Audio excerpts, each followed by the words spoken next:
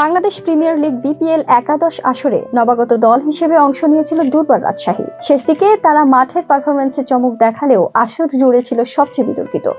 পারিশ্রমিক ইস্যুতে বারবারই ফ্র্যাঞ্চাইজি খবরের শিরোনামে এসেছে। নানা কারণে সমালোচিত রাজশাহী বিদায়ের পরও বিতর্ক থামায়নি।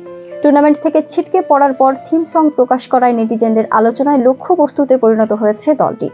চলতি বিপিএল এর লিগ পর্ব শেষ হয়েছে শনিবার। এখনই বিদায় নিশ্চিত হয়েছে রাজশাহীর। তাসকিন বিজয়ীদের বিদায় নিশ্চিত করে খুলনা টাইগার্স প্লে অফে উঠেছে।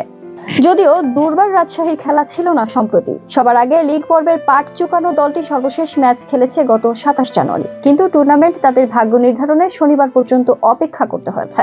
ফলে অর্থ সংকটে থাকা দলটি খরচ নিয়েও তুমুল রসিকতায় মাতেন নেটিজেনরা। কেউ কেউ তো বলছেন বিপিএল থেকে বিদায় নেওয়ায় রাজশাহী ফ্র্যাঞ্চাইজিটি কর্তৃপক্ষের লাভই হয়েছে। এমন মন্তব্যে বাড়তি হাওয়া যোগ দিয়েছে লে ঘিরে লে শিরোনামের তাদের সর্বশেষ থিম সং প্রকাশে। টুর্নামেন্ট চলাকালে কেন এই গান প্রকাশিত হয়নি এবং বিদায়ের পর কিভাবে নেচে গিয়ে উদযাপনে মেতে ওঠা যায়, এমন প্রশ্ন তুলেছেন অনেকেই। সাধারণত ক্রিকেটারদের উৎসাহ দিতে কোনো দলের থিম সং টুর্নামেন্টের শুরুর দিকে প্রকাশ করা যায়। বিপিএল থেকে বিদায়ের পর গানের সেই প্রেরণাদায়ী কথারই বা কি মূল্য থাকে? প্রতিটি ফ্র্যাঞ্চাইজির পক্ষ থেকে নির্ধারিত সময়ে পারিশ্রমিকের নির্দিষ্ট একটি অংশ পরিশোধ করতে হয় চুক্তিবদ্ধ ক্রিকেটারদের, কিন্তু সেই পথে হাঁটে না বিপিএল এর বেশিরভাগ দলই। এক্ষেত্রে সবাইকে ছাড়িয়ে গেছে দুর্বার রাজশাহী। এই বিপিএল এর মাঝপথে পারিশ্রমিক বকেয়া থাকায় দলটির ক্রিকেটাররা একদিন অনুশীলন বাতিল করেছিলেন।